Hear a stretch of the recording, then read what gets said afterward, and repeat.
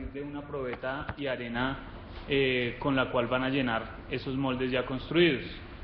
Entonces, esa tarea se divide en 4 momentos: la construcción de los prismas en grupos de 3, ellos van a calcular el volumen aproximado y van a, con las fórmulas que obtuvieron en la tarea 1.1, van a calcular y a mirar cuáles son las dimensiones que necesitan, las medidas que necesitan para poder calcular el volumen de un prisma. Van a hacer la construcción de un cartel o una cartelera en la que van a expresar esos resultados, y por último van a hacer la socialización de lo que cada grupo obtuvo.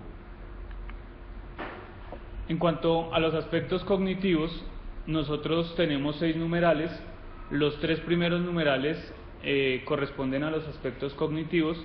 En primer lugar, el profesor va a tener el grafo de criterios de logro, en este caso el grafo de la tarea 1.2, en los que van a llenar con los círculos con colores verde, amarillo o rojo, dependiendo de los porcentajes que están en el numeral 2. En el numeral 2 nosotros presentamos una tabla en la que aparecen los porcentajes con los cuales el profesor debe rellenar cada uno de los criterios. En ese caso definimos 3 diferentes tipos de porcentajes. El primero para los criterios que solamente tienen 2 niveles de activación, el segundo que es un poco más permisivo en cuanto al nivel de activación total, y el tercero que está relacionado directamente con un procedimiento con el cual el estudiante tiene que calcular alguna medida para poder calcular el volumen del prisma triangular. En tercer lugar está la tabla de los indicadores de activación. Como vemos, el criterio de logro 1.1 tiene 2 niveles de activación.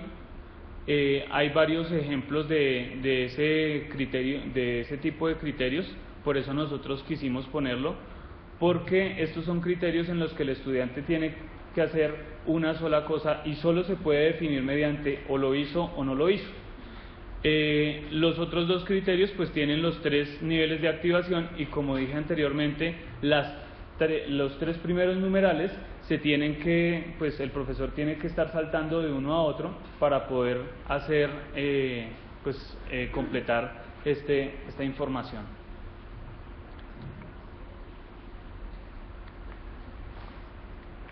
A modo de ejemplo, entonces tenemos el criterio de logro 1.7.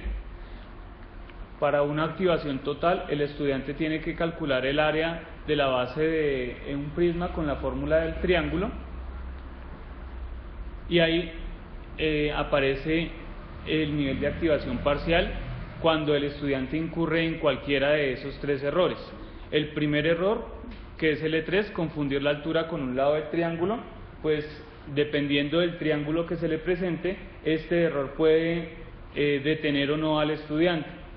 El error E9, que es relacionar medidas de área con medidas de longitud. En ese caso, pues si el estudiante, en vez de dar el área con, por ejemplo, 5 centímetros cuadrados, la da con 5 centímetros. Y el error E16, cuando calcula el área de un triángulo a partir de 2 de los lados. Como dije en el error E3, depende del triángulo que se le presente. Aunque incurra en el error, puede calcular el área de la base del prisma. Y un nivel de activación nulo cuando incurren los errores E6 o E3. En ese caso, si él toma como base una de las caras laterales, pues no va a poder obtener un dato relevante para poder calcular el volumen del prisma, o si aplica el teorema de Pitágoras para calcular alguna de las dimensiones de la base sin tener definido un triángulo rectángulo.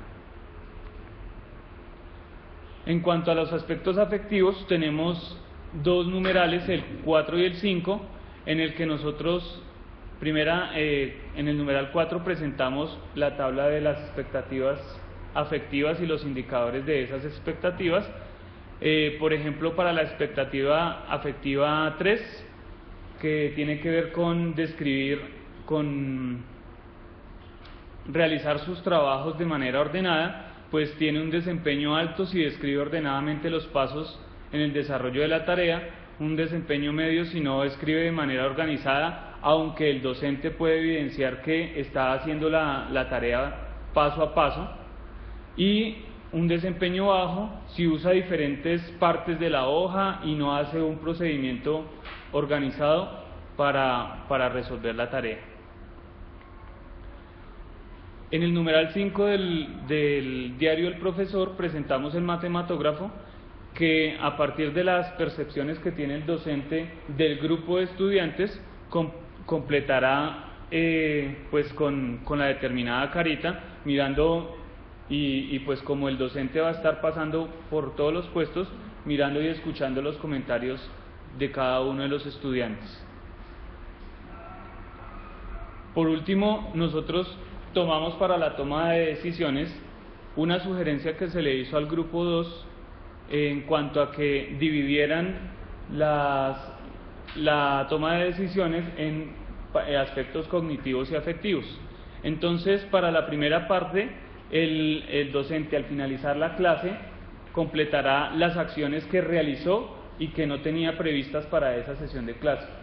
Después de eso va a escribir las observaciones de los trabajos que él recogió, y ya con esas dos partes él completará la tercera, que es las sugerencias o las decisiones para la siguiente sesión de clase. Lo tomamos como sugerencias pues porque decisión nos parece algo como si fuera obligatorio y no tuviera ningún reverso.